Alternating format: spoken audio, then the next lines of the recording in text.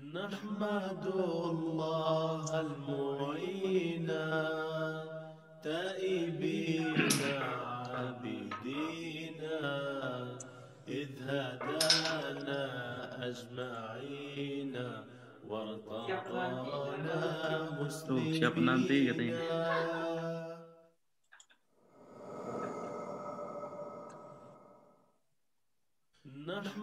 Ya ayyuhalladzina amanu rakaus. Ayo. Kang, siap Kang. 3, 2, 1. Mulai.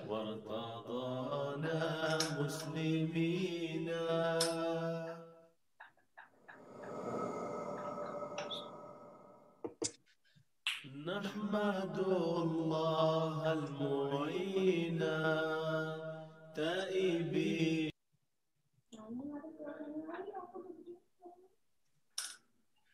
Bismillahirrahmanirrahim. Assalamualaikum warahmatullahi wabarakatuh.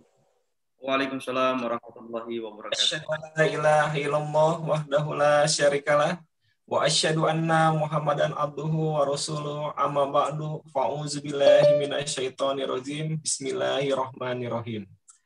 Pemirsa KKJ yang dirahmati Allah, alhamdulillah wa syukurillah pada hari yang penuh berkat ini kita dapat berjumpa kembali dalam Kamis Kajian Jabar 5. Adapun tema kali ini adalah salat adalah kunci meraih kebahagiaan yang insya Allah akan disampaikan oleh Bapak Maulana Habibur Rahman Danang. Namun pada pemirsa saya ingatkan untuk mengisi absensi yang sudah kita share di grup WhatsApp Jabar 5. Baiklah, kepada Bapak Maulana Habibur Rahman Danang, kami persilahkan untuk menyampaikan materinya, yaitu adalah salat adalah kunci meraih kebahagiaan. Mangga Pak. Terima kasih Pak Haji. Asyhadu an la ilaha illallah wahdahu la syarikalah wa asyhadu anna Muhammadan abduhu wa rasuluh. Amma ba'd. Fa'udzu billahi minasyaitonir rajim. Bismillahirrahmanirrahim. Ya ayyuhalladzina amanu ruk'u wasjudu wa'budu rabbakum faf'alul khaira la'allakum tuflihun. Pemirsa KKJ yang dimuliakan Allah Subhanahu wa taala.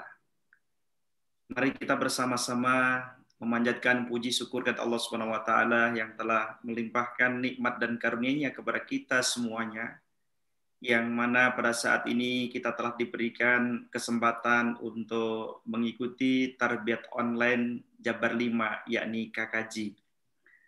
Pada kesempatan ini pula mari kita bersama-sama bersalawat kepada junjungan kita Nabi mulia Muhammad Mustafa sallallahu alaihi wasallam.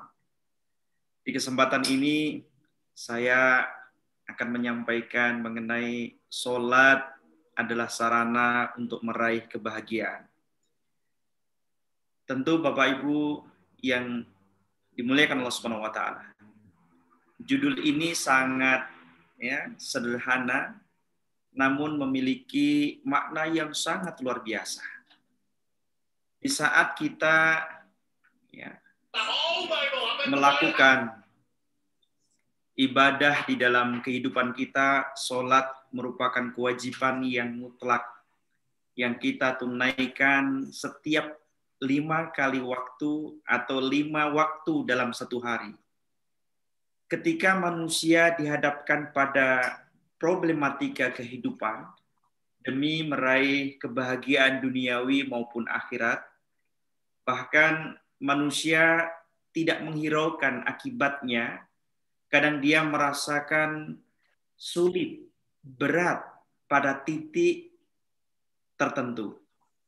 Inilah problematika untuk membuat pikiran dan jiwa manusia mulai tertekan. Kadang depresi, bahkan stres. situasi seperti ini terkadang menjadi lebih buruk dan berbahaya bagi dirinya ataupun bagi orang lain. Sebab manusia banyak menganggap bahwa kebahagiaan itu hanya diukur dengan kebahagiaan materi belaka. Sehingga di saat kita dihadapkan kewajiban menunaikan sholat hanya sebuah ritual belaka. Coba kita lihat baginda Muhammad Mustafa Sallallahu Alaihi Wasallam yang juga melakukan aktivitas duniawi. Beliau juga seorang nabi, seorang rasul. Beliau juga memiliki keluarga yang harus beraktivitas menafkahi keluarga. Dan tidak luput dengan intensitas aktivitas yang cukup menyibukkan beliau. Kerap beliau juga mengalami lelah, penat. Ya. Beliau Shallallahu Alaihi Wasallam juga ingin beristirahat, ya, menenangkan pikiran, jiwanya agar tetap terkontrol. Suatu kali Nabi Muhammad Mustafa Shallallahu Alaihi Wasallam menyuruh para sahabat atau menyuruh salah satu sahabat yang bernama Bilal bin Rabah untuk mengumandangkan azan, ya, ketika beliau sedang merasa terlalu penat, terlalu sibuk dalam urusan duniawi, sehingga membuat beliau letih. Wahai Bilal, berdirilah, lantunkan azan untuk sholat, dan supaya aku beristirahat dengan sholat. Dari hadis riwayat Abu Dawud.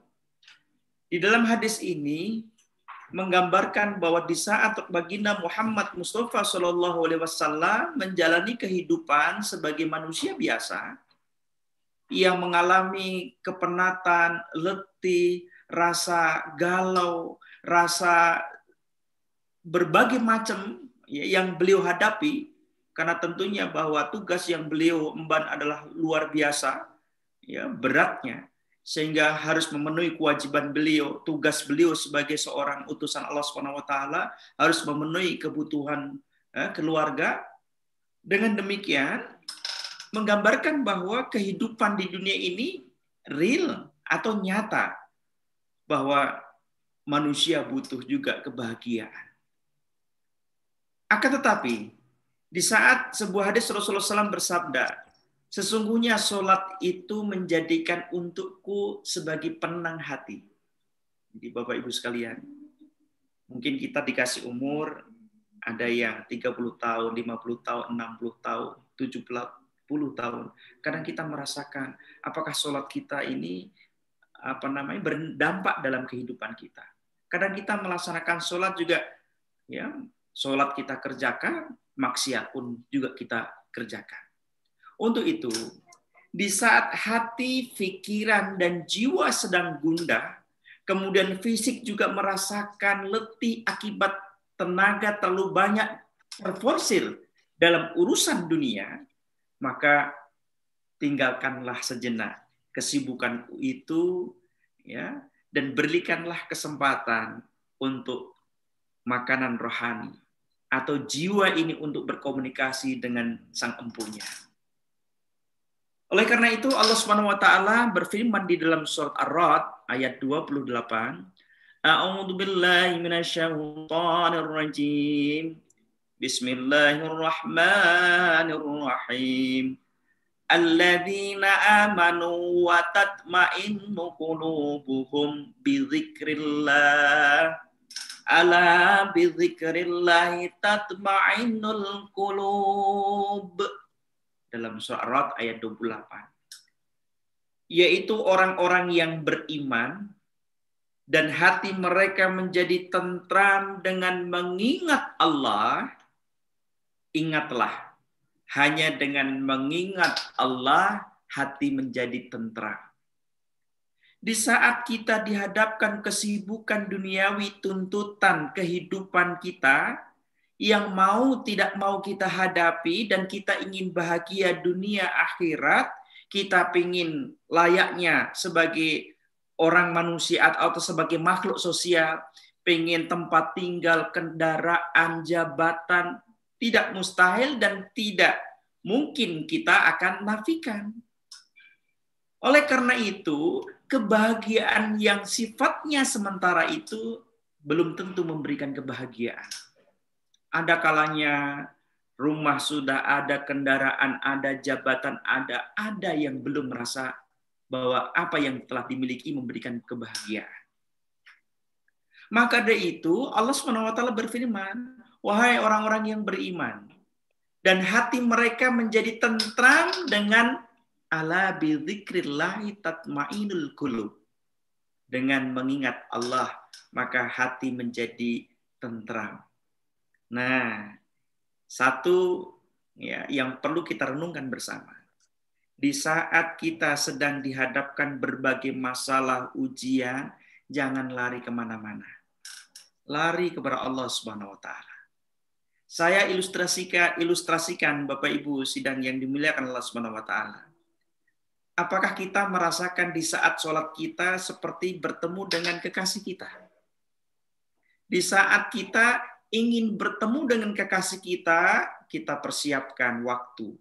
Kita ada buah tangan.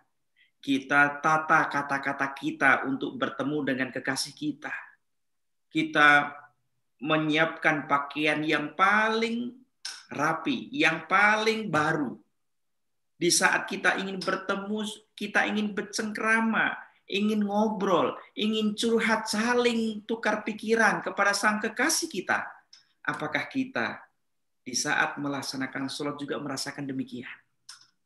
Nah, bagaimana kita ingin mendapatkan kebahagiaan, ketentraman, ketenangan hati di saat kita bertemu dengan sang empunya yang memiliki segala-galanya, kita tidak seperti bertemu dengan kekasih kita. Coba kalau kita bertemu dengan kekasih kita, kita kadang memuji, kita mengangkat, kita memohon supaya apa yang ada di dalam hati kita tersampaikan kepada sang kekasih kita. Oleh karena itu, ketika kita tenggelam di dalam sholat, sibuk mengingat Allah SWT dan berdoa dengan penuh pengharapan, maka sudah dipastikan hati akan merasa adem. Jadi tandanya sholat kita itu memiliki dampak dalam kehidupan kita, semua anggota badan kita menjadi adem. Lisan kita, pikiran kita, mata kita, tangan kita, seluruhnya akan menjadi adem. Akan menjadi tenang. Akan menjadi merasakan bahwa Allah telah menjadikan lapang pikiran kita, lapang dada kita. Pikiran kita menjadi tenang. Bahkan badan kita pun akan menjadi segar kembali di saat kita tumakninah di dalam menjalankan sholat itu. Ya, kalau kita bicara tentang doa, tentang sarana bertemu dengan Allah Ta'ala yang paling sempurna, yang paling tepat adalah sholat. Ya. Jadi kalau Bapak Ibu ingin merasakan, ya, sholatnya itu merasuk di dalam kalbu kita, itu harus bekas-bekas daripada takbir kita, tahmid kita, tasbih kita, takbir itu berefek dalam kehidupan kita. Sehingga selesai sholat, kita pun bisa kembali beraktivitas dalam keduniawian, ya, dengan kita mengaplikasikan bekas-bekas dari sholat kita dalam kehidupan yang nyata ini. Maka dari itu segala problematika, kesulitan yang sebelumnya membebani kita, setelah kita melakukan sholat akan menjadi ringan. Ini terjadi tentunya jika sholat dikerjakan dengan tadi benar-benar sesuai dengan perintah Allah Subhanahu wa Ta'ala, sesuai dengan contoh baginda Muhammad Mustafa sallallahu alaihi wasallam, menyerahkan jiwa raga dengan sepenuhnya kepada Allah Subhanahu wa Ta'ala, merendahkan diri dengan serendah-rendahnya di hadapan Allah Subhanahu wa Ta'ala, dan penuh dengan pengharapan daripada apa yang telah kita inginkan. Maka dari itu, sholat harus dilakukan dengan khusyuk untuk meraih kebahagiaan itu. Ya, jadi dalam kehidupan sehari-hari, tentu setiap diri kita ada masalah warna-warni. Masalah itu menjadi indikator bahwa Allah sedang menegur kita. Oleh karena itu, saya himbau kepada Bapak Ibu sidang yang dimuliakan Allah Subhanahu wa taala. Di saat segudang masalah, sebesar apapun masalah, larilah kepada sholat. As-sholatu mi'rajul mu'minin. As-sholatu miftahul jannah. Ya. Ini menjadikan sarana kita bahwa Allah telah memberikan sarana untuk hubungan sang hamba atau kita sebagai seorang hamba kepada Allah Subhanahu wa taala.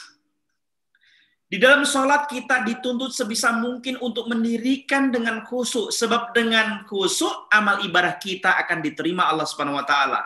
Terhapus dosa-dosa kita, segala perilaku serta ucapan kita terjaga dari kemungkaran dan kefasikan. Khusyuk menjadikan bukti keikhlasan seorang hamba. Karena hanya mereka yang ikhlas beribadah kepada Allah Subhanahu wa taala dan sholat merupakan sarana yang paling tepat. Suatu waktu Rasulullah SAW masuk ke dalam masjid. Lalu ada seorang laki-laki melakukan sholat ya dengan sholat yang telah ditunaikannya. Maka Rasulullah SAW memanggil, wahai sahabat kemari, coba kamu ulangi sholat kamu. Kemudian laki-laki itu mengulangi karena yang menyuruh baginda Muhammad Rasulullah SAW. Kemudian setelah selesai ya bertemu dengan Rasulullah telah menunggunya, ulangi lagi sholatmu. Ya. Kemudian dilakukan lagi. Setelah selesai salam, Rasulullah mengatakan, ulangi sholatmu. Maka laki-laki itu berkata, demi zat yang mengutus engkau, dengan membawa kebenaran, saya tidak dapat mengerjakan lebih baik daripada itu semua. Maka Rasulullah SAW bersabda, bila engkau melakukan sholat, maka awalilah dengan niat dan lakukanlah takbir. Bacalah Al-Fatihah, bacalah surat pendek, lakukanlah ruku hingga engkau tenang dalam rukukmu. Lakukan berdiri iktidal hingga tegak berdirimu. Dan bacalah doa-doa di dalamnya. Lalu bersujudlah hingga engkau tenang di dalam sujudmu. Bangunlah hingga engkau tenang dengan dudukmu. Kerjakanlah semua itu sampai memenuhi syarat sah di dalam sholat.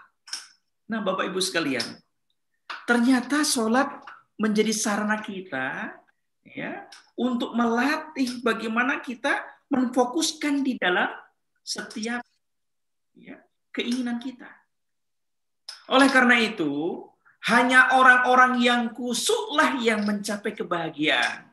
A'udzu billahi minasyaitonir rajim. Bismillahirrahmanirrahim. Qad aflahal mu'minun alladzina hum fi shalatihim khashi'un. Sesungguhnya beruntunglah, berbahagialah orang-orang yang beriman, yaitu orang-orang yang khusyuk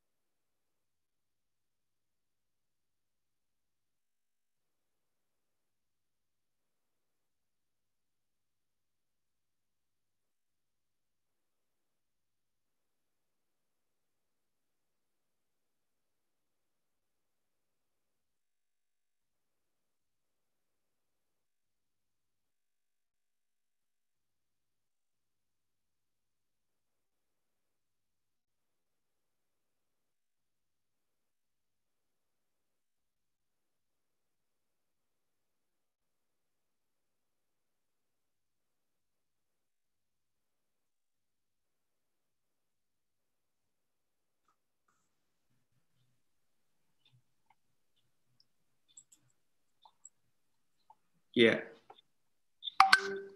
pemirsa, saya lanjutkan kembali.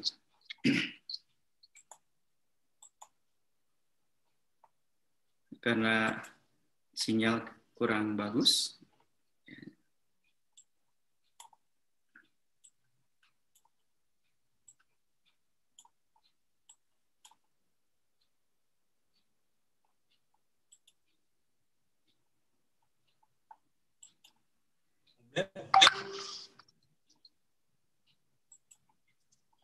Ya, kita lanjutkan. Baik.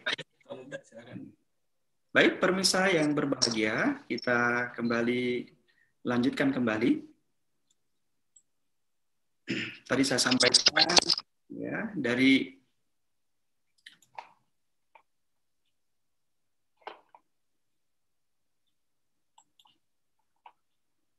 ya. Pemirsa yang berbahagia, kita lanjutkan kembali. Rasulullah SAW bersabda, dan telah dijadikan penghibur hatiku di dalam sholat. Jadi Rasulullah SAW di saat mengalami banyak masalah, maka Rasulullah SAW ya, beranjak pergi untuk menunaikan sholat. Kemudian Rasulullah SAW kembali bersabda, karena Nabi SAW, idza hazabahu amru sholat. Idza hazabahu amru sholat. Nabi SAW bila mendapati berbagai masalah, beliau mengerjakan sholat. Kemudian, pemirsa yang berbahagia, sholat sarana untuk menghadapi masalah. Jadi kalau Bapak Ibu di rumah sedang ditimpa suatu masalah yang ya dihadapi, maka larilah kepada ya sholat. Hal ini bisa kita lihat bahwa Rasulullah SAW suka berlama-lama dengan sholatnya. Bahkan di dalam riwayat hingga kaki beliau SAW diriwayatkan hingga bengkak-bengkak. Dan itu tidak beliau rasakan. Bahkan saat ditanya oleh sahabat, ya Rasulullah, mengapa engkau membebani dirimu seperti itu? Padahal Allah telah mengampuni dosa-dosamu yang telah lalu maupun yang akan datang. Apa jawaban baginda Muhammad Mustafa SAW di saat beliau merasakan nikmat bertemu dengan Allah Subhanahu wa taala? Beliau menjawab, bukankah seharusnya aku menjadi hamba yang banyak bersyukur kepada Allah Subhanahu wa taala? Kenapa beliau seperti itu? Karena merasakan bahwa tingkat keridhaan yang luar biasa yang dimiliki Nabi Muhammad Mustafa SAW dan merasakan nikmat di saat dengan bertemu dengan Allah Subhanahu wa taala. Beda dengan kita ya. Di saat kita sedang sholat aja, di saat mendengarkan azan kita nunggu qomat. Bukan berarti kita beranjak di saat Allahu Akbar, Allahu Akbar. Kita seharusnya langsung menghentikan aktivitas kita. Kita menuju ke tempat air wudhu, kemudian segera kita menuju tempat sholat atau kepada masjid. Jangan kita menunggu di saat qomat Allahu Akbar, Allahu Akbar, Allahu Akbar, baru kita lari. Nah, salah satu kunci untuk mencapai kekusukan adalah kita siap. Siap di saat kita sudah berhadas besar, hadas kecil kita sudah selesaikan. Kita mengambil tempat untuk sholat, kita persiapkan bahwa kita akan bertemu Sang Khalik. Kemudian, ya, di saat ya kita berhadapan dengan Allah SWT, maka hal itu pun juga sama dilakukan oleh baginda Muhammad Rasulullah SAW. Di saat ya Rasulullah SAW ya ingin bertemu kepada Allah SWT, telah diriwayatkan oleh Huzaifah radhiyallahu an bahwa Nabi setiap datang kepada Allah Ta'ala dengan segudang masalah, dengan ya menyampaikan semua masalah-masalah yang beliau hadapi kepada Allah SWT. Selanjutnya, sholat juga mendidik kita untuk sabar. Untuk mencapai kebahagiaan itu tidak bisa instan. Dalam riwayat, Rasulullah SAW mengajarkan kepada kita, bila kita menghadapi persoalan, mintalah pertolongan kepada Allah SWT dengan sholat. Hal ini sejalan dengan firman Allah SWT. Wasta'inu bis-sabri was-shalah wa innaha lakabiratun illa 'alal khashi'in. Mintalah pertolongan kepada Allah dengan sabar dan sholat. Sabar dan sholat. Dan sesungguhnya yang demikian itu sungguh berat kecuali bagi orang-orang yang khusyuk. Dalam surah Al-Baqarah ayat 45. Kemudian Allah SWT juga berfirman, Ya ayyuhalladzina amanu sta'inu bis-sabri was-shalah. Innallaha ma'as-sabirin. Hai orang-orang yang beriman, jadikanlah sabar dan sholat sebagai penolongmu. Sesungguhnya Allah beserta orang-orang yang sabar. Surah Al-Baqarah ayat 153. Ini Bapak Ibu sedang yang dimuliakan Allah Subhanahu wa taala. Salat adalah sarana melatih kesabaran, sebab pertolongan Allah Subhanahu wa taala akan diberikan kepada orang-orang yang sabar dalam perjuangannya untuk meraih kesuksesan. Dan Allah Subhanahu wa taala akan menilai perjuangannya, bukan hasil akhirnya. Begitu juga kehancuran seseorang, ya, kehancuran seseorang itu terlihat di saat dia mengabaikan sholat. Jadi Bapak Ibu sekalian, Hazrat Masih Maud bersabda, jika seseorang ya, satu langkah untuk menahan sholatnya, maka awal dari keburukan orang itu, awal dari kehancuran orang itu. Di saat kita diberikan kesempatan bisa ya menghirup udara, bisa kita menikmati kenikmatan dunia, namun di saat waktu kita untuk bermunajat dengan Allah Subhanahu wa taala dengan kumandang azan kita abaikan, dan bahkan kita mengulur-ulur waktu untuk bertemu dengan sang empunya, maka tanda kehancuran bagi diri kita. Selanjutnya, Hazrat Masih Maud ya memberikan ilustrasi. Coba ya kalian lihat bagaimana seorang petani di saat dia ingin menghasilkan buah yang telah diinginkan, apakah dia hanya bicara saya nanam sesuatu kemudian langsung berbuah? Tidak. Dia harus menggarap ladang itu, dia menyemai benihnya, kemudian menanam benih itu, mengairi, memupuk, merawat dengan waktu yang cukup panjang, baru dia menghasilkan hasil yang telah diinginkan. Begitu juga, di dalam kita ingin mendapatkan kebahagiaan dunia akhirat, maka sesuai dengan perjuangan kita. Maka dari itu Huzur memberikan penjelasan. Sholat termasuk faktor yang mendatangkan kebahagiaan dunia akhirat, serta menyingkirkan keburukan-keburukan dunia. Ia menghalangi daripada dosa, menolak penyakit hati, mengusir keburukan atau kefasikan, menerangi kalbu, mencerahkan wajah, menyegarkan anggota tubuh kita, memelihara kenikmatan kita, menghalau siksa Allah Ta'ala. Inilah ya daripada makna ya daripada ibadah sholat itu. Kemudian sholat juga mengajarkan kita untuk berhati bersih, berpikiran ya jernih. Karena tentunya untuk mencapai suatu keberhasilan maka harus ditata di dalam ya, persiapannya. Sebelum kita melaksanakan sholat kita harus bersih dari hadas besar, hadas kecil, ya, membersihkan tangan kita, mulut kita, hidung kita, muka kita, telinga kita, kepala kita, kaki kita, semua panca indera kita bersihkan. Maka dari itu di saat ya Rasulullah SAW telah menyampaikan kepada para sahabat, wahai sahabat, perumpamaan sholat itu bagaikan kalian kalau memiliki sebuah rumah, di depan rumah kalian ada sungai yang mengalir bersih, kemudian kalian membuka pintu sehari 5 kali. Apakah masih ada kekotoran di dalam tubuhmu?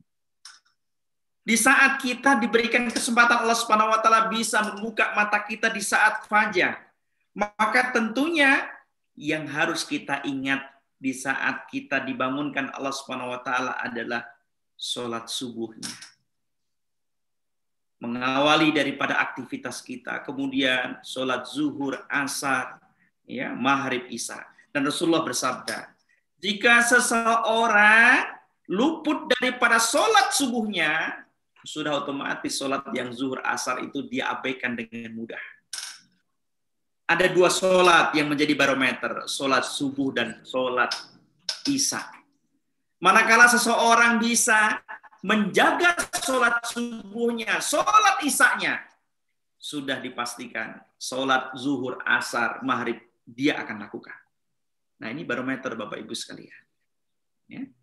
Sholat sebagai amal yang pertama kali dihisab Allah Subhanahu wa taala.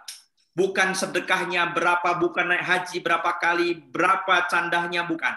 Yang pertama kali ditanya Allah Subhanahu wa taala, Allahumma shalli ala Muhammadin wa ala ali Muhammadin kama shallaita ala Ibrahim wa ala ali Ibrahim wa barik wa sallim innaka Hamidum Majid.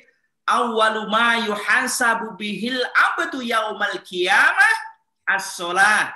Fa in suluhat suluhan sa'ir amali. Wa in fasada sa'ir amali. Amalan yang pertama kali dihisab, ditanya Allah Subhanahu wa taala, salatnya. Apabila salatnya baik, maka baik pula seluruh amalannya. Sebaliknya, apabila salatnya rusak, rusak pula seluruhnya. Ini barometer Bapak Ibu sekalian. Jadi muhul ibadah, sumsum daripada ibadah adalah sholat. Hazrat Masih Maud salam ya diutus di akhir zaman ini untuk tadi, untuk menegakkan kembali ya ibadah-ibadah yang telah disukai, yang paling disukai Allah Subhanahu wa taala. Bahkan ibadah ini menjadi pembeda antara orang yang beriman dengan orang yang tidak beriman. Ya. Sesungguhnya ya batas orang yang ya beriman adalah ya salat. Inna baina rajuli wa baina syirki wa kufri tarkus shalah. Jadi ini yang membedakan. Jadi walaupun kita memiliki identitas Islam, akan tetapi sholat 5 waktu tidak ditunaikan, itu hanya ya, menempel hanya di ID card saja. Mengutip dalam sebuah hadis yang telah disampaikan oleh Hazrat Khalifatul Masih Al-Khamis ayyadallahu ta'ala binasr aziz, ya, bahwa Rasulullah SAW menerangkan ketika ada seorang yang baru masuk kepada pangkuan Islam, maka di antara mereka meminta keringanan. ya Rasul, saya ini seorang perniaga. Saya sibuk. Saya seorang penjaga ternak.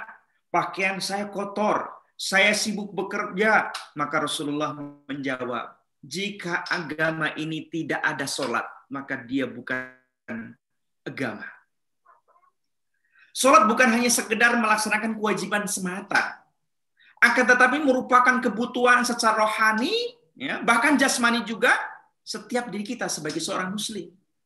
Jika sholat dikerjakan dengan baik dan benar, tumak nina mengharapkan keridhaan Allah Subhanahu wa taala, maka sudah secara otomatis dia akan meraih fahumul muflihun. Dia akan termasuk orang-orang yang jaya, orang-orang yang menang, orang-orang yang bahagia. Inna sholata tanha 'anil fahsya'i wal munkar. Sudah pasti di saat sholat ditegakkan sesuai dengan perintah Allah dan tuntunan Kanjeng Nabi Muhammad Mustafa sallallahu alaihi wasallam, sudah otomatis sudah tidak terpikir untuk melakukan keburukan-keburukan. Maka dari itu, Allah Subhanahu wa taala memberikan sarana, media yang paling tepat dalam membangun karakter kita. Apa itu? Adalah dengan sholat. Penghambaan kita seperti di saat seorang yang penuh dengan kesalahan, saya ibaratkan pencuri, di saat dia dihadapkan kepada hakim pengadilan, maka dia hanya tertunduk dan memohon ampun supaya dia dibebaskan daripada kesalahannya. Begitu juga di saat kita bertemu dengan Allah Subhanahu wa taala dengan segudang kesalahan yang kita lakukan baik sengaja maupun tidak sengaja, maka ilustrasi di saat Allahu Akbar kita angkat tangan, ampun duh Gusti. Di saat tangan kita dilipat tidak berdaya apa-apa seperti kita diborgol. Di saat kita meruku, kita mengatakan bahwa Engkau yang Maha Suci. Kita tidak bisa berbuat apa-apa. Inilah gambaran penghambaan kita kepada Allah Subhanahu wa taala. Di saat kita sudah menghambakan diri kepada Allah Subhanahu wa taala, tidak mungkin kita akan pulang dengan tangan kosong. Inilah gambaran sholat kita. Oleh karena itu, Bapak Ibu sekalian, apapun masalahnya, kurangnya rezeki, kurangnya jodoh, sakit, ya, apapun yang melanda diri kita, kurangnya taat anak kepada orang tua, kurang taatnya istri kepada suami, kurang sayangnya suami kepada istri, larinya kepada Allah Ta'ala. Apa itu? Sholat. Baik, Bapak Ibu sidang yang dimuliakan Allah Subhanahu wa taala. Dengan adanya sarana yang telah disediakan Allah Subhanahu wa taala ini, maka ini menjadi sarana untuk tarbiyat kita supaya kita lebih fokus. Oleh karena itu, di saat orang-orang yang khusyuk di dalam sholatnya, itu secara tidak langsung dia mengoptimalkan potensi otak manusia yang dinamakan gelombang alfa. 5 kali kita dilatih, diasah untuk khusyuk, maka gelombang alfa itu adalah waktu yang terbaik di mana manusia bisa menfokuskan diri kepada keinginannya. Jadi kalau orang yang tidak punya cita-cita, itu lihat sholatnya. Orang yang tidak punya etos hidup, etos kerja, dia tidak bisa tidak merasakan bagaimana sholatnya. Jadi Allah Subhanahu wa taala itu menciptakan rezeki dari kanan, kiri, atas, bawah, muka, belakang. Semua disediakan kepada kita. Caranya bagaimana? Kita minta cara kepada orang-orang yang tidak tahu. Padahal sang empunya itu memiliki segudang kenikmatan yang disediakan untuk kita, bukan kepada orang lain, disediakan untuk kita. Maka dari itu ada kalanya manusia kadang stres, ya, depresi karena telah menerima ujian yang begitu besar. Padahal semakin besar ujian, itu tanda Allah semakin dekat. Allah semakin sayang. Baik, Bapak Ibu sekalian, ya, jadi berkenaan dengan ya sarana sholat menjadi sarana untuk meraih kebahagiaan dunia akhirat. Jadi bagi kita, ya, seorang Muslim, ya, tentu sholat kita harus mulai ya ditata, ya, jangan tergesa-gesa. Bahkan Hazrat Masih Maud mengatakan bahwa janganlah seperti burung yang mematuk makanannya, hanya naik turun, namun habis sholat tidak memberikan efek apa-apa. Sehingga asari sujud kita, bekas daripada sujud kita sama sekali tidak membekas di lidah kita, di lisan kita, di pikiran kita, di hati kita. Ibadah tetap jalan, dosa pun tetap jalan. Maka itu artinya bahwa dia hanya bisa mematuk-matuk seperti burung mematuk makanannya. Hazrat Masih Maud menjelaskan bahwa Allah SWT telah berfirman dan ya bertanya kepada manusia, mengapa orang-orang masih terlibat dalam perilaku keburukan meski mereka melakukan ibadah sholat. Menurut Hazrat Masih Maud bahwa mereka tidak menunaikan sholat dengan semangat ruh daripada sholat itu.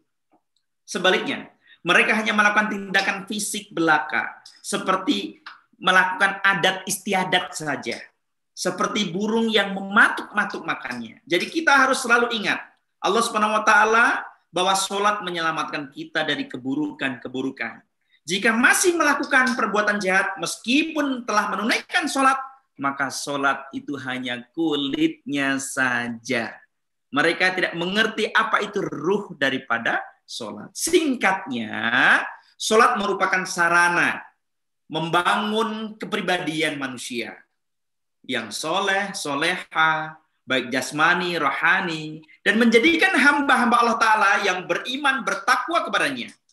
Lebih tegas lagi, menjadi soleh secara ritual individu, spiritual, emosional, dan soleh secara sosial. Karakter soleh yang komprehensif, itulah yang merupakan bagian daripada karakter Muslim sejati. Jadi sholat memberikan efek yang sangat luar biasa. Kesetaraan, tidak ada kesombongan. Di saat kita meluruskan saf barisan, tidak ada yang bos di depan, ya, yang OB di belakang, tidak ada. Semua memiliki posisi sama di mata Allah SWT. Di saat kita mengucapkan assalamualaikum, assalamualaikum, menandakan bahwa kita harus saling mendoakan kepada kanan kiri kita sesama hamba Allah SWT. Baik, Bapak Ibu sidang yang dimuliakan Allah SWT, semoga sholat kita selalu ya memberikan kekuatan, memberikan perubahan, kuat kutsiyah, menambah kuat kutsiyah di dalam diri kita, membersihkan hati kita dari penyakit-penyakit hati, menenangkan kita, memberikan kedamaian di dalam hidup kita. Baik, mudah-mudahan Allah SWT senantiasa ya memberikan taufik, hidayah, inayah kepada kita untuk tetap ya mendirikan sholat di dalam mengisi dalam kehidupan kita. Demikian wa akhiru da'wan alhamdulillah. Assalamualaikum warahmatullahi wabarakatuh. Waalaikumsalam warahmatullahi wabarakatuh. Masya Allah, Pak Mubalik, mengenai sholat ini sangat luas sekali ya Pak cakupannya Pak ya. Bahkan Huzur sendiri itu menjelaskan bahwa salah satu arti sholat itu adalah doa ya Pak ya. Jadi kita dalam setiap gerakan sholat, bacaan sholat itu adalah doa itu sendiri. Dan banyak-banyak sekali hadis mengenai sholat Pak ya. Di antaranya kan as-sholatu imaduddin, sholat itu tiang agama, as-sholatu inifasi wal mungkar. Sungguhnya sholat itu mencegah dari perbuatan keji dan mungkar seperti yang tadi Pak Mubalik sampaikan tadi. Pun begini Pak, banyak nih di antara kita ini sholatnya baru sebatas rutinitas Pak. Artinya kalau sehari kita 5 waktu, subuh, zuhur, asar, maghrib, isya, ini hanya sekedar baru sebatas menggugurkan kewajiban Pak. Nah, hanya sebatas rutinitas. Ini bagaimana caranya supaya kita naik Pak tingkat sholat itu dari sekedar rutinitas menjadi suatu kebutuhan Pak. Jadi sholat itu suatu hal yang ditunggu-tunggu, yang dinanti-nanti. begitu azan kita harus langsung bertemu dengan Allah Ta'ala. Itu bagaimana Pak untuk menimbulkan rasa supaya sholat menjadi suatu kebutuhan Pak? Baik, ya. Jadi saya ilustrasikan di depan. Di saat kita ingin bertemu dengan kekasih kita, maka kita mempersiapkan tetek bengeknya. Dari hal yang terkecil pun kita sudah persiapkan. Begitu juga kita di saat ingin bertemu dengan kekasih kita Allah Subhanahu wa taala.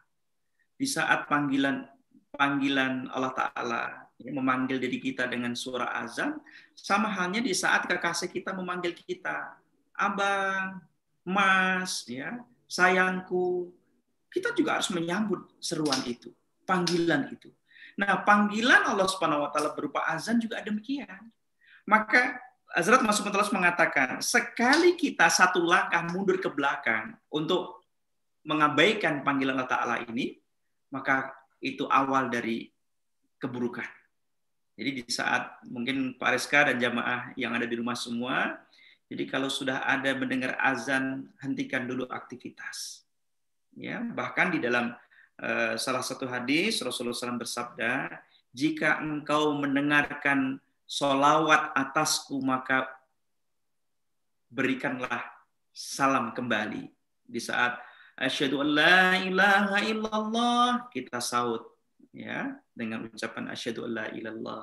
Dan itulah yang harus kita lakukan. Di saat kita sudah memfokuskan diri untuk bertemu dengan kekasih kita, saya yakin tidak ada masalah yang tidak bisa terselesaikan di dalam kehidupan kita.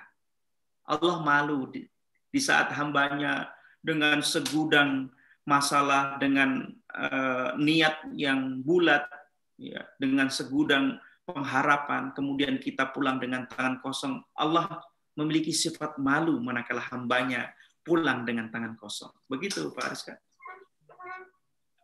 Baik, kepada pemirsa KKJ di rumah, bagi yang ingin bertanya, silakan menulis pertanyaannya di kolom chat YouTube. Ada pertanyaan Pak, ini dari Ibu Imas Kartini. Beliau menanyakan mengenai fikih nih Pak, mengenai fikih sholat. Jadi beliau bertanya bagaimanakah wudu yang sempurna itu, dan bagaimana jika wudu kita tidak sempurna, apakah sholatnya sah atau tidak? Ini mungkin mengenai fikih ya Pak. Bagaimana tanggapan Bapak? Di dalam ya firman Allah Subhanahu wa taala, ya, yang pertama kali yaitu ya air yang sudah di dalam fikih, air itu ada yang suci, ada yang mensucikan. Jadi air yang mengalir kemudian kita dengan niat, ya, kalau anak-anak diajari berniat saya untuk berwudu, nawaitul wudu'a. Kalau kita biasa di dalam belajar di SD juga diajari ya, untuk niat berwudu. Ya, dengan kita ya mensisihkan lengan kita menuju ke tempat wudu, itu sudah niat. Ya, kemudian kita mencuci tangan, kemudian mencuci mulut kita, hidung kita, muka kita, kemudian tangan kita hingga di atas siku, ya.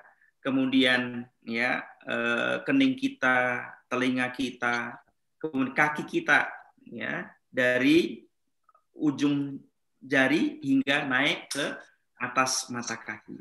Sehingga ada dalam fikih juga dijelaskan bahwa mengambil air wudhu dari jari hingga ke atas itu benar-benar air wudhu kita ambil dari ujung sampai ke belakang, bukan dari pangkal hingga ke ujung. Itu pun dalam fikih mendalami, ini juga merupakan satu ciri bahwa untuk mencapai kekusukan itu harus benar-benar mengikuti apa yang telah diperintahkan Allah Subhanahu wa taala.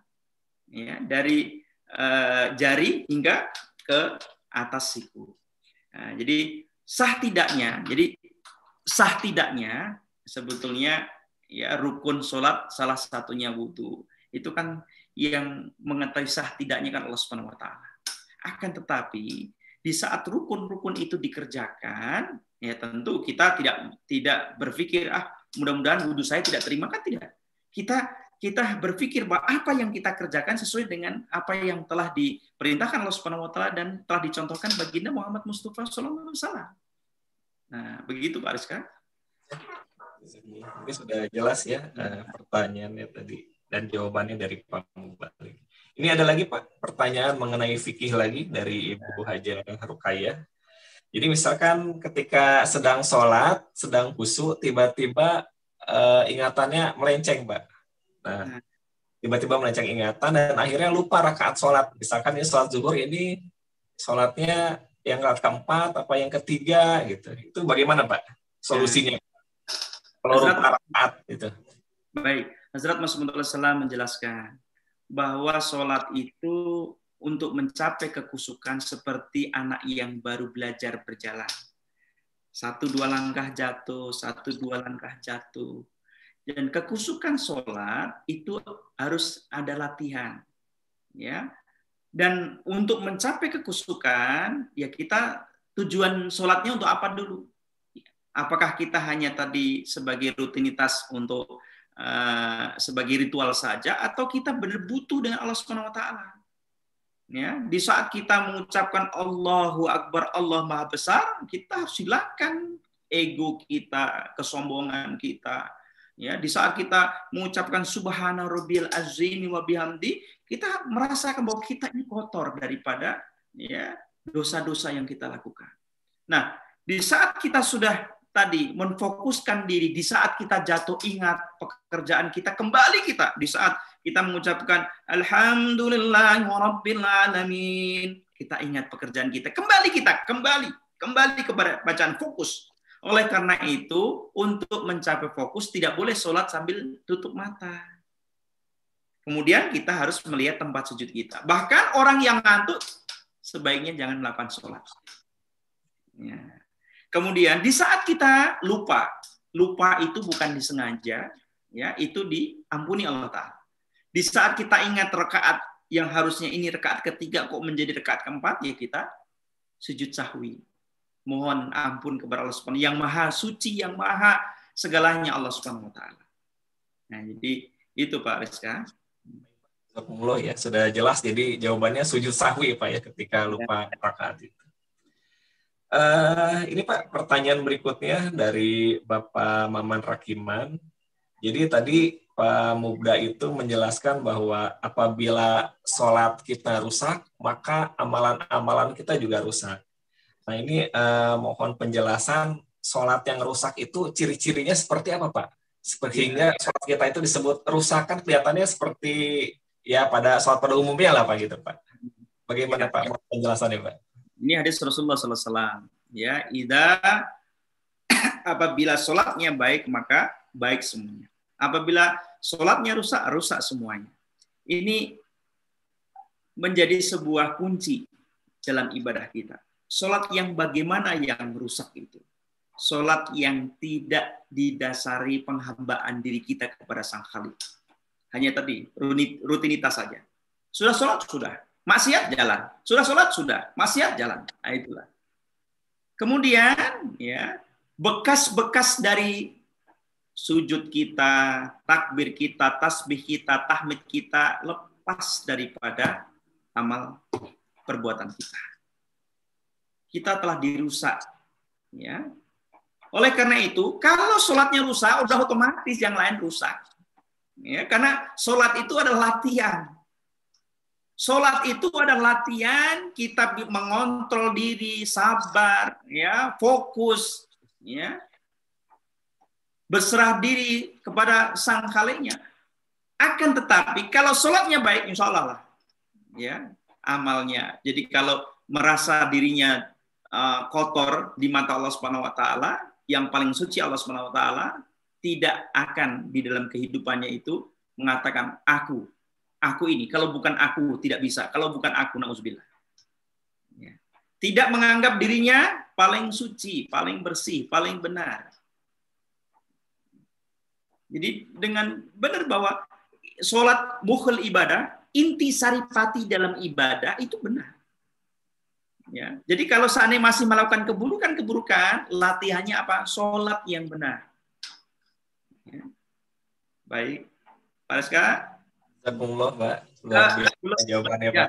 Ada satu lagi tadi tentang ketinggalan rakaatnya. Kalau di saat setelah salam ingat bahwa rakaat saya itu kurang 1, maka tambahinlah 1. Nah, contoh berjamaah, Pak Reska berjamaah dengan keluarga. Sholat maghrib kok 2 rakaat sudah salam.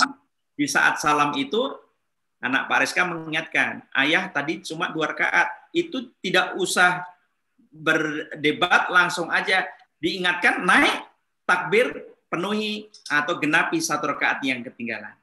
Tapi kalau sudah sama sekali tidak ingat, ya Allah yang Maha Tahu. Oke.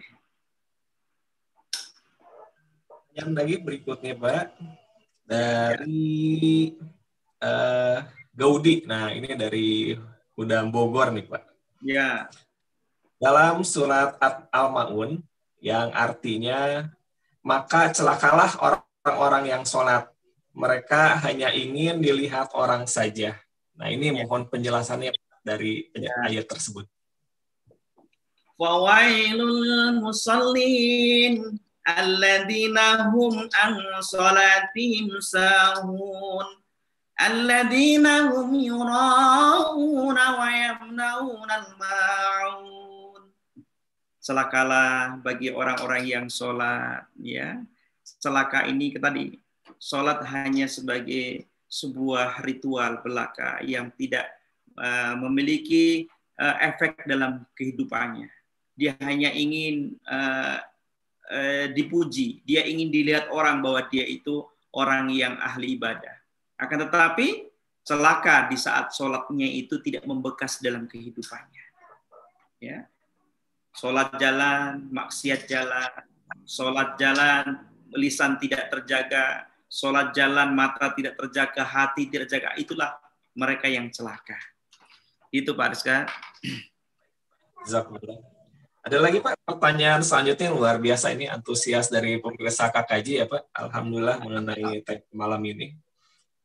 Dari Ibu Tin Hartinah, bagaimana agar khusyuk sholat itu Pak?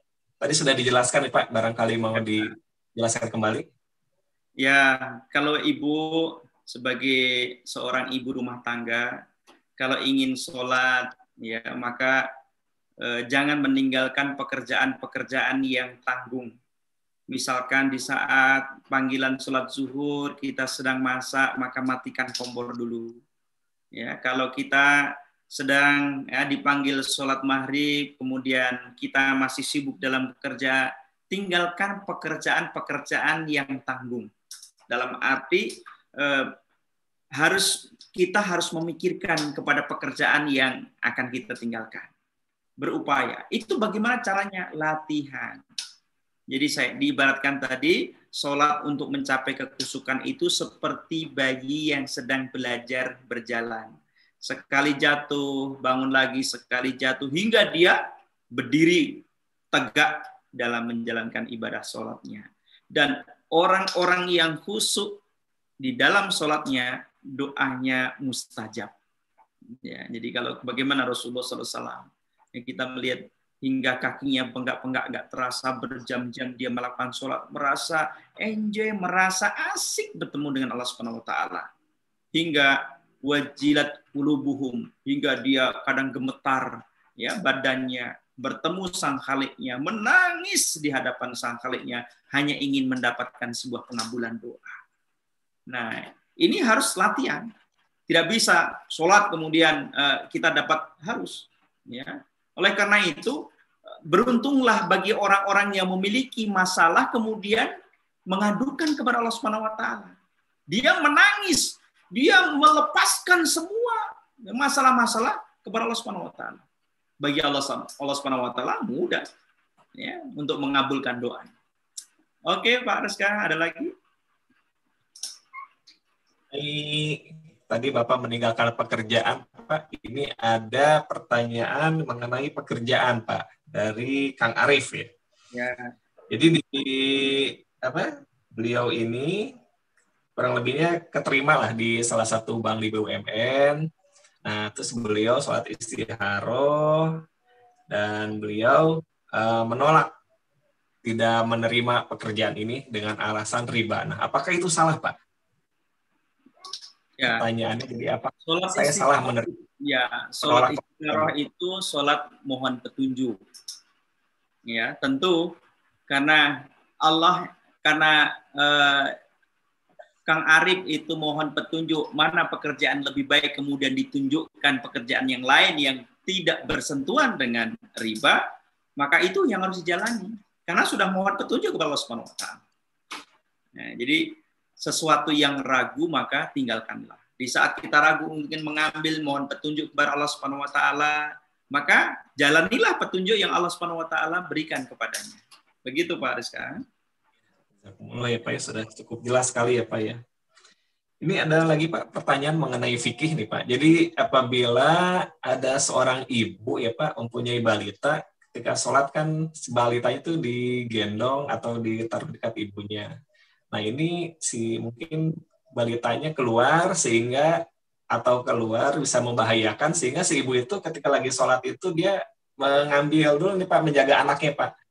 Nah itu pertanyaannya apakah sholatnya itu harus diulang lagi dalam artian batal atau tinggal dilanjut lagi Pak? Misalkan sudah sholat zuhur, udah 2 rakaat, apa tinggal terusin 2 lagi atau diulang dari awal Pak? Ya, jadi begini, untuk mencapai kekusukan, hal-hal yang terkecil harus kita persiapkan. Kecuali dalam kondisi situasional yang tidak normal. Di saat ibu sudah merasakan bahwa ibu memiliki buah hati yang ingin mendidik atau memberikan tarbiyat supaya melihat ayah bundanya sholat, maka persiapkanlah dulu sebelumnya. Pintunya ditutup, kalau ada box masukkan ke box dulu, atau seandainya dia tadi tidur di saat sholat kemudian bangun, kita sudah persiapkan bahwa pintu sudah terkunci semuanya. Kalau toh harus beranjak dari tempat sholat untuk menyelamatkan ya cucunya atau anaknya, boleh jadi dia mengambil putranya kemudian membopongnya. Itu melanjutkan rakaat yang ya sedang dia kerjakan. Sebagaimana contoh baginda Muhammad Rasulullah SAW di saat ya cucu beliau ya di saat ya Rasulullah SAW ya, sedang sholat, kemudian di saat Rasulullah sedang sujud, cucunya pada naik di punggungnya. Sehingga pada waktu itu agak lama sujud beliau. Tidak seperti biasanya. Kenapa? Hingga sahabat itu berpikir, kenapa Rasulullah kok lama sekali ternyata cucu beliau ada di punggung beliau. Kemudian membiarkan cucunya itu turun, baru Rasulullah beranjak dari sujudnya. Ada kalanya Rasulullah SAW dihalangi tempat sujudnya karena cucunya, maka digeserlah cucunya ke sampingnya, kemudian Rasulullah melakukan sholat. Nah, hal-hal yang demikian boleh dilakukan. Akan tetapi yang tidak diperbolehkan disengaja, dibiarkan sholat, pintu terbuka, kompor nyala, wah itu yang tidak boleh. Ya, jadi kalau benar-benar kita menghadap, ya Allah Subhanahu Wa Taala harus mempersiapkan.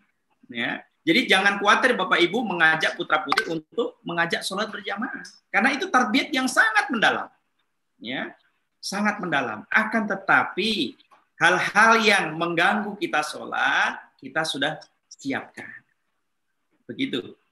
Pak, mengenai anak-anak nih Pak di sholat, seperti misalkan kita lagi sholat Jumat nih Pak. Ini misalkan situasi sedang normal, tidak pandemi. Nah ini kan banyak anak-anak kecil, ibu-ibu atau orang tua yang membawa balita anaknya ketika sholat Jumat.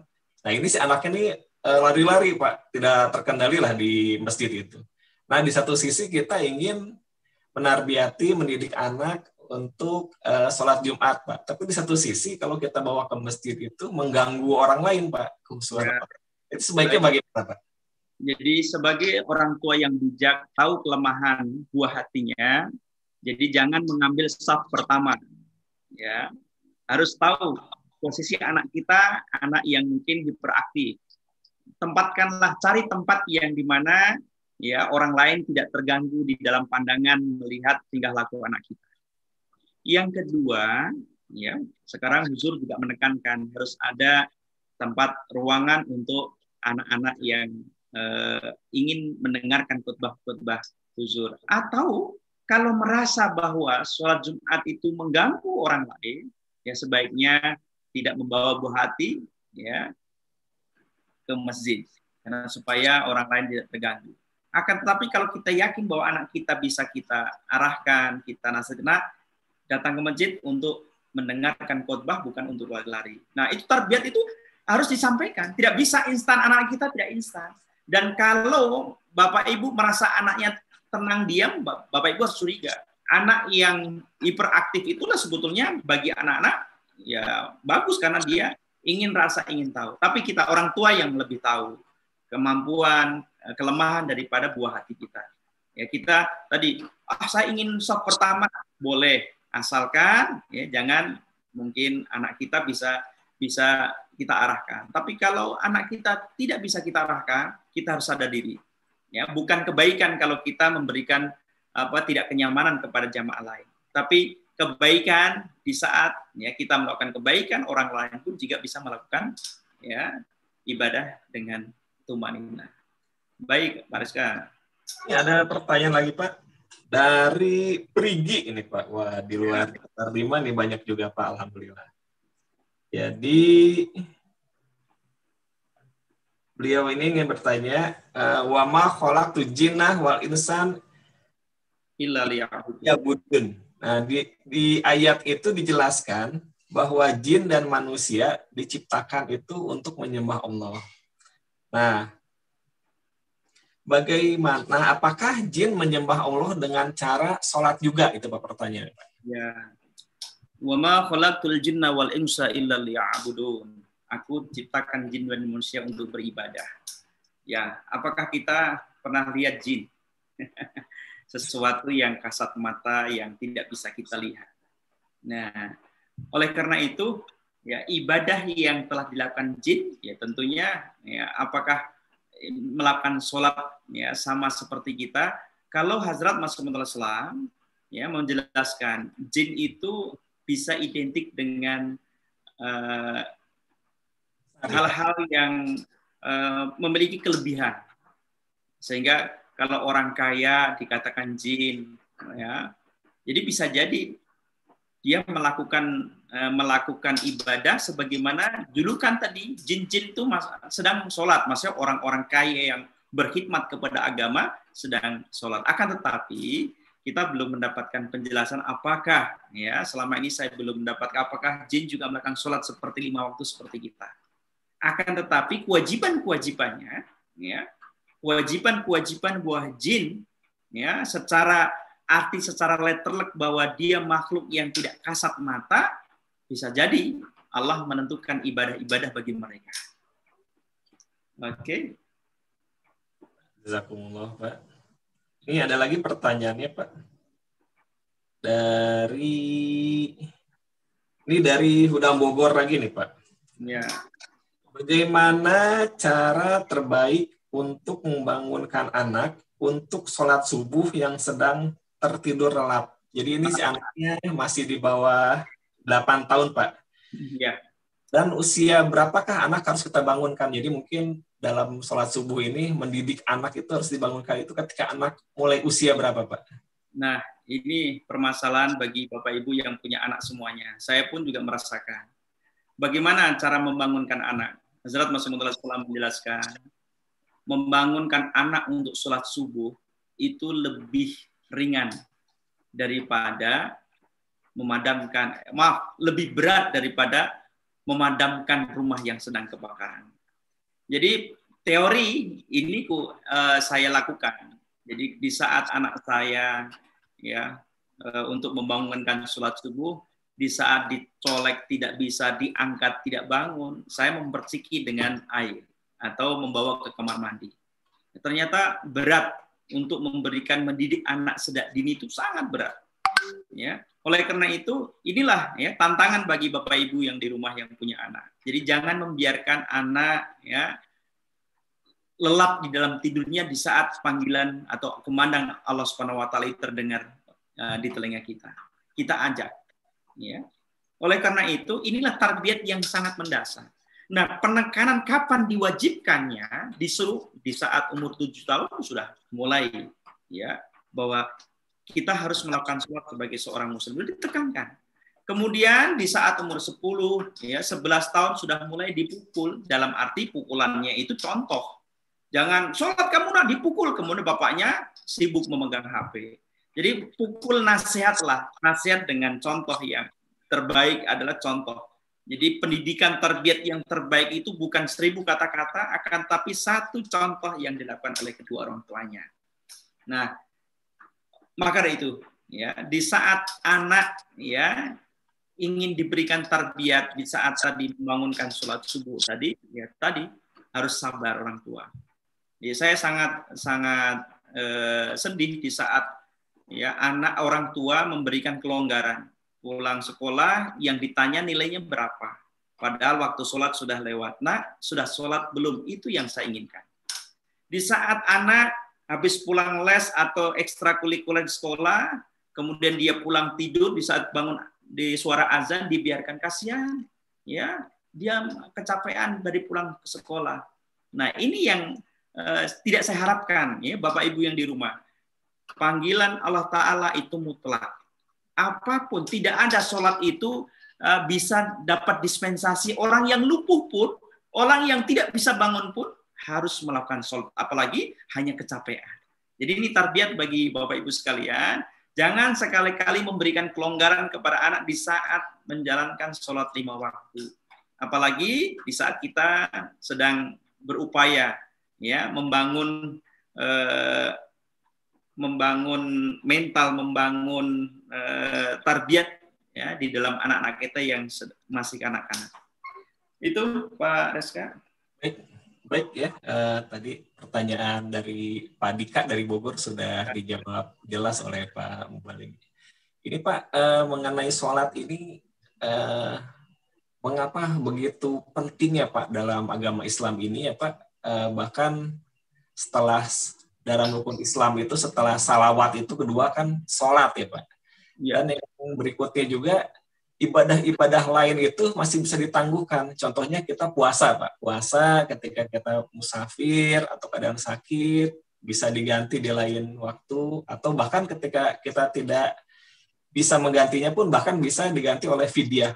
Nah, kenapa sholat ini tidak bisa diwakilkan Pak? Ketika kita tidak bisa berdiri, bisa sambil duduk. Ketika tidak bisa duduk, bisa sambil berbaring.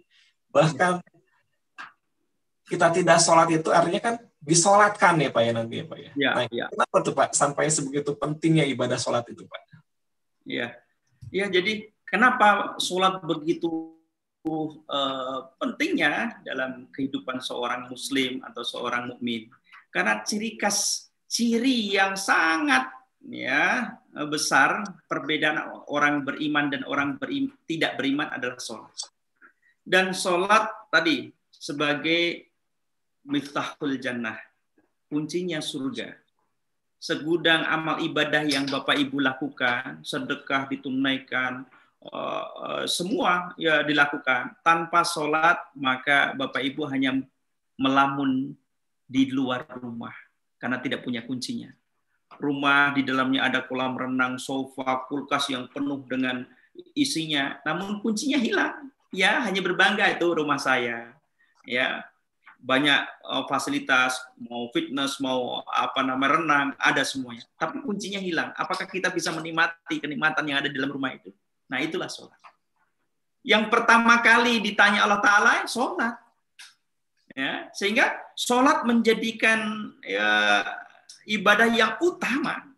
Karena dengan sholat, manusia akan menggapai kebahagiaan dunia akhirat. Karena ada setiap gerakan-gerakan sholat, itu ada hikmah. Ada nilai yang sangat luar biasa.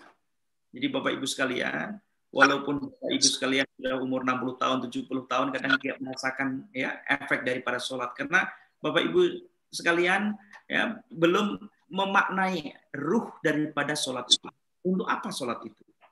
Jadi coba setidaknya lah sudah separuh umur ini bacaan sholat harus mengerti. Jadi kalau bacaan mengerti, insya Allah di saat Alhamdulillahirabbil alamin, segala puji bagi Allah Tuhan semesta alam, itu diresapi. Insya Allah akan mencapai kehusukan. Jadi orang-orang yang mengaku dirinya Islam kemudian tidak memperlihatkan tingkah laku secara Muslim, maka berarti di sholatnya pun masih menjadi tanda tanya. Begitu Pak Rizka. Kalau untuk mengenai ini Pak, bagaimana ketika kita melakukan ibadah sholat, kita hafal bahasa Arabnya Pak ya, kayak Allahu Akbar dari takbiratul ihram sampai salam.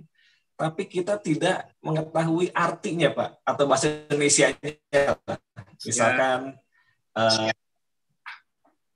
ruku itu kan mohon ampun maha suci Allah, maha besar Allah, sujud, i'tidal dan sebagainya. Tapi kita tidak tahu artinya itu Pak. Itu bagaimana Pak? Harus belajar. Ya, jadi kalau sholat itu menjadi kunci dari segala masalah, penyelesaian masalah, maka kita harus belajar. Ya, harus tahu kuncinya. Ya, jangan sampai kita hanya sholat jangan sampai kita seperti burung gagak yang mematuk-matuk biji-bijian. Jadi kita hanya sekedar melakukan menghafal bacaan, namun tidak meresapi apa makna dari bacaan itu. Jadi seyogianya Bapak Ibu sekalian di rumah sudah mulai sekarang, ya, mulai habis KKJ ini, kalau merasa nanti malam mau sholat tahajud belum tahu arti doa iktidal, maka segera dibuka. Ya, dan tidak usah diapal. Kalau setiap hari dibaca sebelum sholat, saya belum hafal doa iktidal dan artinya, dibaca aja. Kalau sudah lansia susah untuk menghafalnya. Tapi kalau bagi Pak Reska wajib untuk tahu apa artinya itu. Nah, begitu Pak, harus belajar. Ya, jadi jangan sampai waktu kita habis hanya untuk membaca Subhanallah wa bihamdi subhanallazim, kemudian kita tidak tahu artinya. Kita harus tahu artinya. Baru insya Allah mencapai kesukaan. Untuk kunci untuk khusyuk itu tahu artinya dan dirhayati dan diresapi ya Pak ya. Betul. Lagi ini pertanyaan dari Pak Haji Ruslan Pak. Apakah tidak sebaiknya kepada ansor yang mau wafat, sebaiknya setiap rakaat sholat harus khusyuk minta diampuni dosa, daripada setelah wafat kita nunggu didoakan oleh orang lain? Ini Pak Haji Ruslan sudah merasa ya. Ya. Sudah semestinya, ya, Pak. Mati itu bukan ansor mau kudam. Yang masih bayi pun juga mengalami kematian. Kematiannya rahasia Allah Subhanahu wa taala. Oleh karena itu tentunya lah, ya, kita harus sadar diri bahwa umur kita, kalau mungkin seperti Pak Haji Ruslan, ya, sudah mendekati umur Rasulullah SAW, bahkan mungkin lebih umur Rasulullah SAW, sudah sadar diri, ya, hanya melakukan ibadah-ibadah untuk bekal bertemu dengan Allah Subhanahu wa taala saja. Bagus, Bapak. Yang tambahan lagi Pak dari Ibu Imas. Jadi Ibu Imas ini, beliau ini dari Singapura Pak. Masya Allah. Ya. Singapura ya Pak, pemirsa KKJ Pak. Jelas. Tambahan pertanyaan, jika ada orang, jika mengusap rambut, dia hanya mencolek kening dengan air, bukan mengusap rambut, dan kakinya hanya dikucuri air dari keran, tidak diusap. Nah, ini bagaimana? Mungkin ini waktu wudhu ya, kaki juga hanya dikucurkan air saja, tidak dibilas begini. Nah, itu bagaimana Pak? Untuk memenuhi rukun sahnya sholat maka tidak sah. Ya, kalau disengaja. Akan tetapi kalau tidak tahu, beda hukumnya. Jadi hukum Allah Subhanahu wa taala itu akan dikenakan manakala dia tahu ilmunya. Di saat dia belum tahu, hanya mengenal, oh yang penting wudhu, dia tidak tahu harus sampai batas mana, apakah hanya menempel kening saja atau dia sampai tidak sah apa yang dilakukan. Tapi kalau tidak tahu ilmunya, hanya tahu berwudhu itu urutan saja, maka ya dia tidak punya beban, ya, kalau dia tidak tahu. Jadi hukum itu akan berlaku di saat dia tahu ilmu.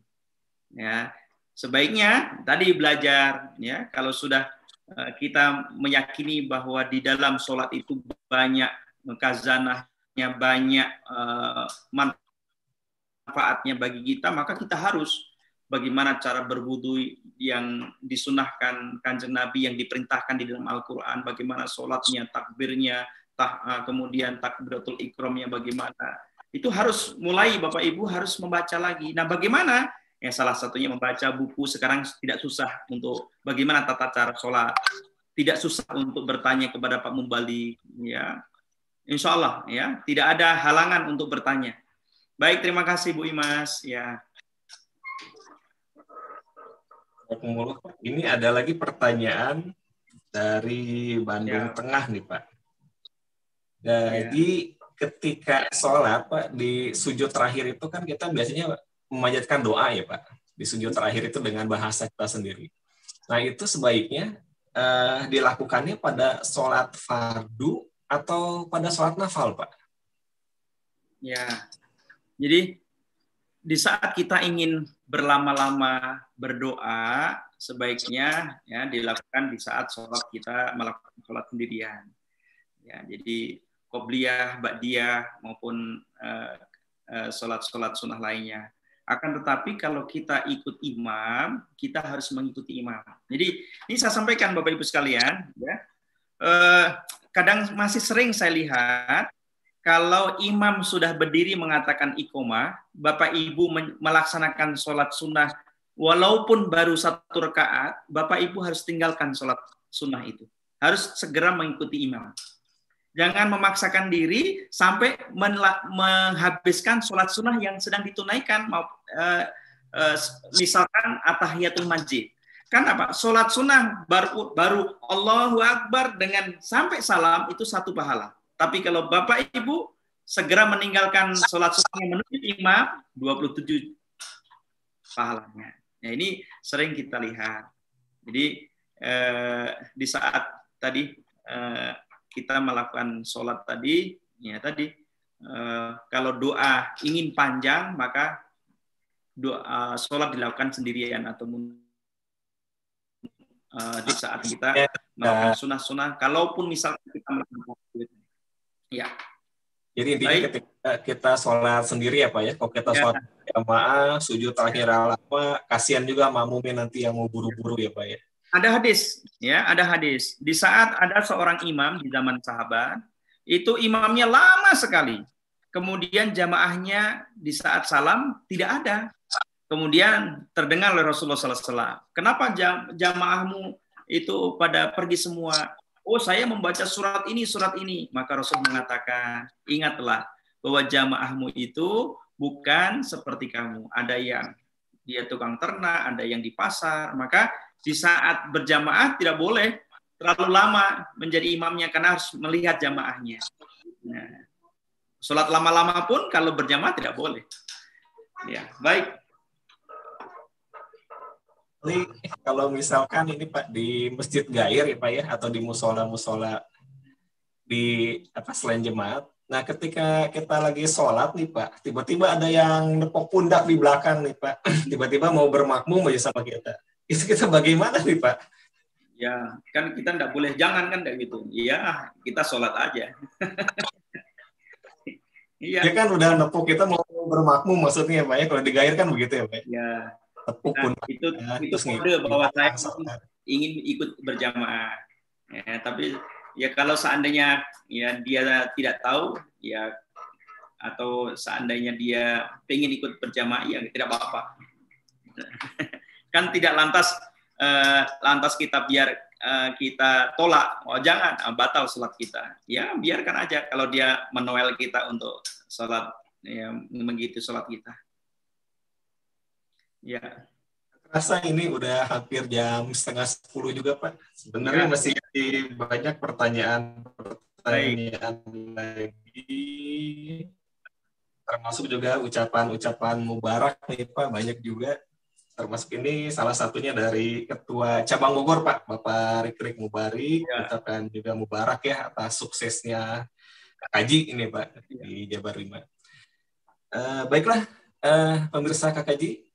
Nggak kerasa pertemuan kita sudah mau berakhir. Sekarang sudah pukul 21.25.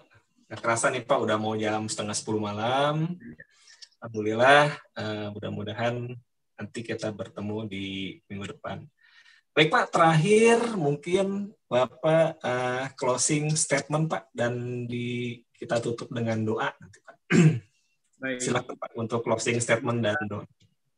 Pemirsa KKJ dimanapun berada, bahwa tidak ada masalah yang tidak terselesaikan. Salah satu cara untuk menyelesaikan masalah, menghadaplah kepada Sang Khalik. Melalui apa? Sholat. Hanya sarana sholatlah sarana yang paling disukai Allah Subhanahu wa taala.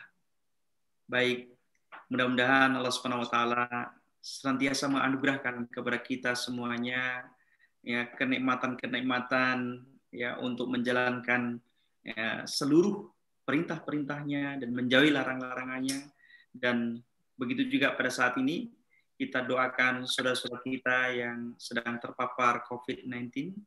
Ya, mudah-mudahan Allah Subhanahu wa taala memberikan kekuatan, kesembuhan kepada saudara-saudara kita, dan kita yang sehat tetap ya menjaga protokol COVID ya, supaya kita tetap sehat, bisa menjalankan aktivitas sebagaimana kita harapkan semuanya. Dan terima kasih kepada Bapak Ibu sekalian ya yang sudah bisa menyimak dan mengikuti kegiatan kajian Kamis Jabar 5 ini. Baik, untuk mengambil berkat, mari kita tutup dengan doa. Al-Fatihah. A'udzubillahi minasyaitonir rajim. Bismillahirrahmanirrahim.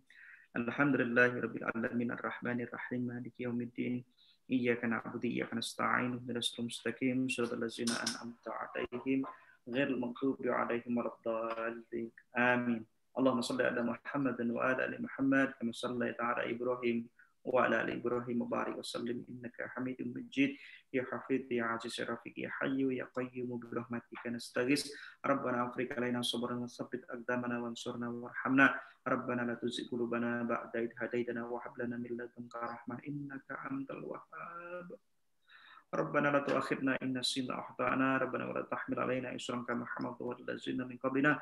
Rabbana wa la tuhammilna ma la taqata lana bih wa'fu 'anna waghfir lana warhamna anta maulana fansurna 'alal qawmil kafirin.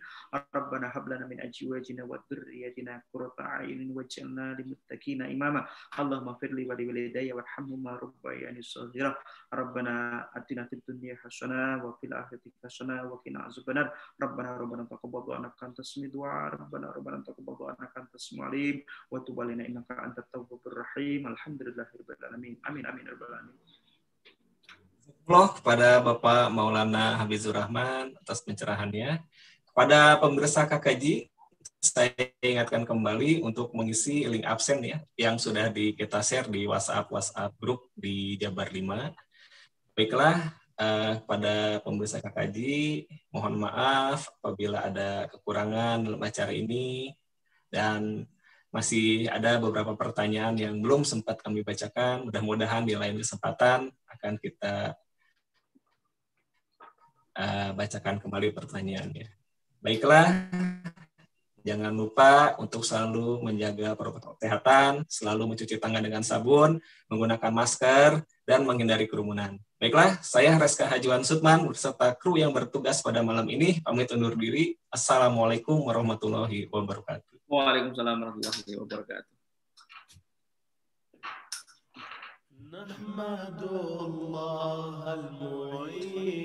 Alhamdulillah Pak, banyak juga pertanyaannya Pak, materinya bagus Pak.